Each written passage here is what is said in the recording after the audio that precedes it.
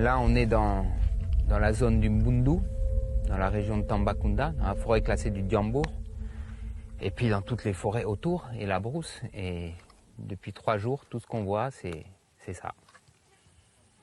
Tous les 50 mètres, tous les 10 mètres, tous les 20 mètres.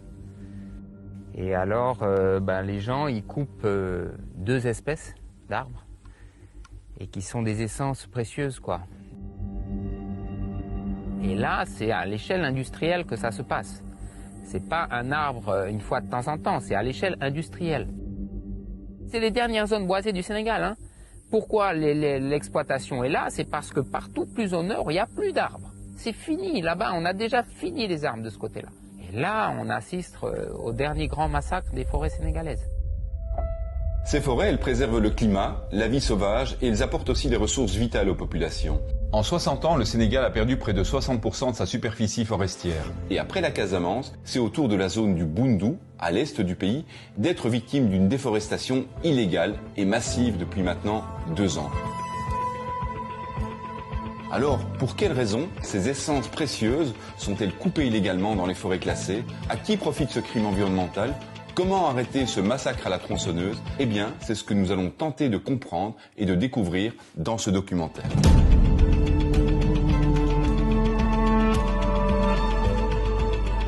Comme vous venez de le voir, nous sommes partis dans l'est du Sénégal début mai 2021 pour comprendre les causes de la déforestation, son ampleur et ses conséquences sur les populations, mais aussi le monde sauvage.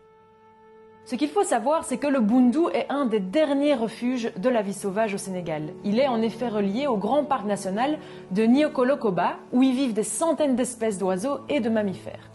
Pour tenter de comprendre ce qui se passe dans cette région, nous sommes allés à la rencontre des habitants de plusieurs villages dans la forêt classée de Diambour.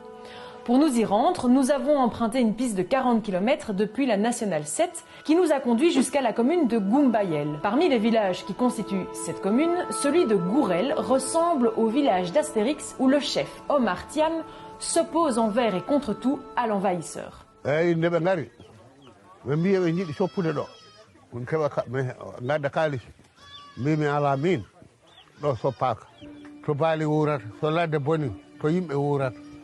Parce que cela de sopam ndiyam arata so ledde gasi ndiyam arata bo minen non ko min aynabe min jida hay non ala ko min bayi hen ko wadi min jogi bibbe worbe no bayi soppude fono min jabani be soppa taw hami anda ko kewi. Alors, au-delà de ce chef coutumier qui est respecté mais qui semble un peu isolé, d'autres voix plus jeunes se sont élevées ces 2 dernières années.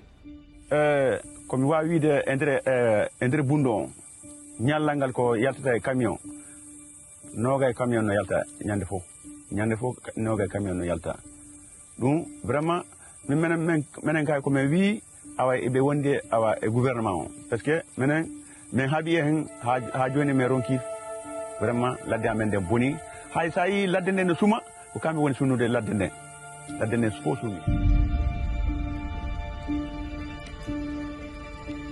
C'est les coupeurs de bois qui allument le feu, donc, parce que s'il y a beaucoup d'herbes, donc ils ont des problèmes de déplacement dans la forêt. Tout est brûlé, vous voyez comment les animaux vont manger. Ils n'auront pas de quoi manger. Voilà, ils vont tous mourir. Il y a des tracteurs qui sont déposés dans les villages pour sortir les troncs et il y a des camions qui viennent charger et ces camions ils disparaissent dans la nature. Mais c'est un massacre.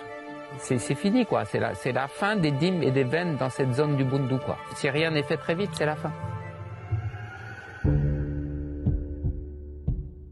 Alors Moustapha fait partie de l'association Action au développement. Depuis 2 ans maintenant, Moustapha et de nombreux jeunes du village de Goumbayel ont manifesté leur colère contre ces coupes.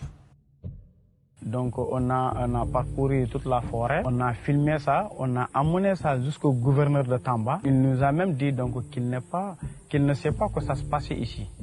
Voilà, ils ont renvoyé les coupeurs de bois là, donc pour une durée d'1 mois seulement. Après, les gens sont revenus encore reprendre. On ne sait pas donc pourquoi.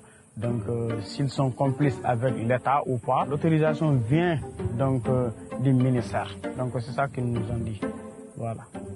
L'autorisation vient du ministère de l'Environnement du Sénégal, c'est ça que vous dites? Très bien, c'est ça qu'ils ont dit. Hein.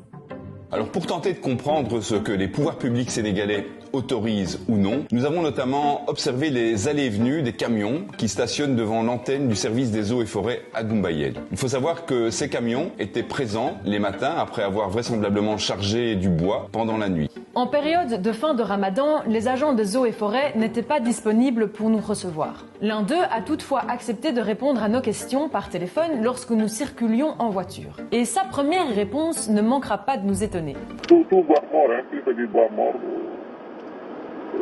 c'est autorisé. Ah, voilà. C'est pour le dîme, Ah, d'accord. Donc le dîme, c'est pour la cuisine, quoi.